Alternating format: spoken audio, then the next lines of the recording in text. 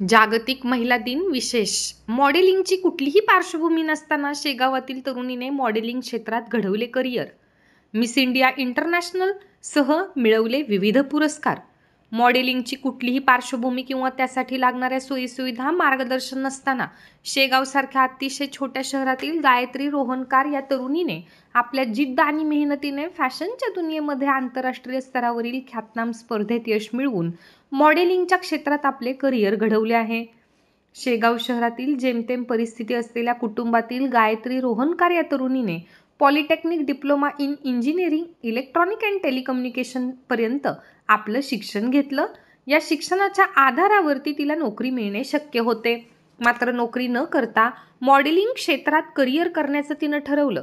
गायत्रीला लहानपणापासूनच मॉडेलिंगची आवड होती, मात्र त्यासाठी मार्गदर्शन किंवा इतर सुविधा ह्या शेगावसारख्या शहरामध्ये उपलब्ध नसल्याने गायत्रीने स्वतःच्या मेहनतीने समाज माध्यमावर त्याची माहिती घेतली आणि विविध स्पर्धा लढवल्या, ज्यामध्ये त्यांना यश मिळाल्याने त्या पूर्ण आत्मविश्वासाने आता या स्पर्धांना सामोरे जात आहेत.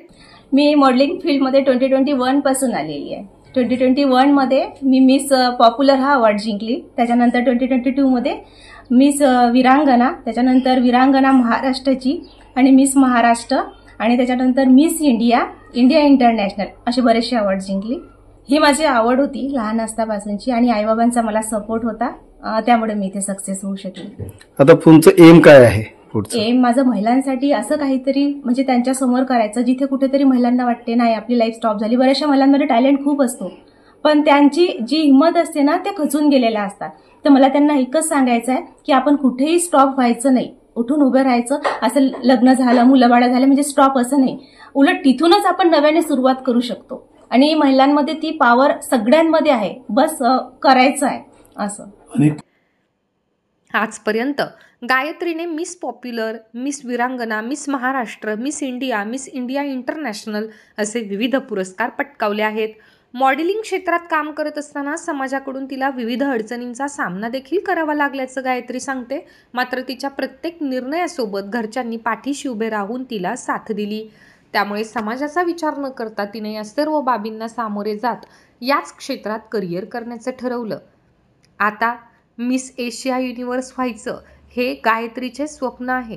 तर प्रत्येक महिलेत वेगवेगळे टॅलेंट असते, ते हेरून त्यामध्येच आपण आपलं कौशल्य विकसित करावं आणि त्यामध्येच आपलं करिअर करावं. अडचणी येतील, मात्र त्याला धीराने सामोरे गेल्यास नक्कीच यश मिळतं, असा सल्ला देखील महिला दिनाच्या निमित्तानं गायत्रीने इतर महिला आणि मुलींना दिला आहे.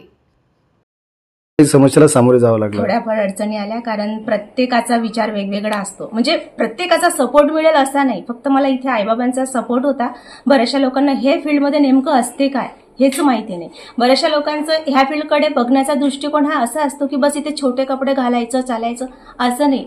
आम्हाला बरंच काही शिकायला मिळते. जेव्हा आम्हाला तर शिकायला मिळतेच, आणि बरंचसं म्हणजे आमची एक्झाम घेतल्या जाते, जसं जनरल नॉलेज असते आणि आमच्या टास्क वगैरे दिलेले असतात. ह्या टास्कमधून पण आम्ही खूप काही शिकू शकतो. म्हणजे नुसतं जेव्हा घरी राहतो तर नाही, पण याच्यामध्ये गेल्यानंतर एक लाईफ कशी जगायची तर ते मला म्हणजे बरंच काही शिकायला मिळालं.